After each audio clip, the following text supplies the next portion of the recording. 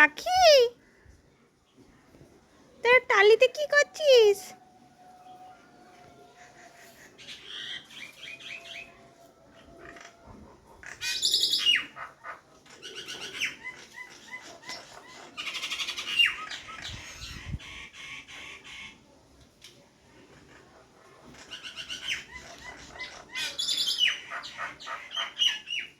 কি হয়েছে বল, আমাকে বল।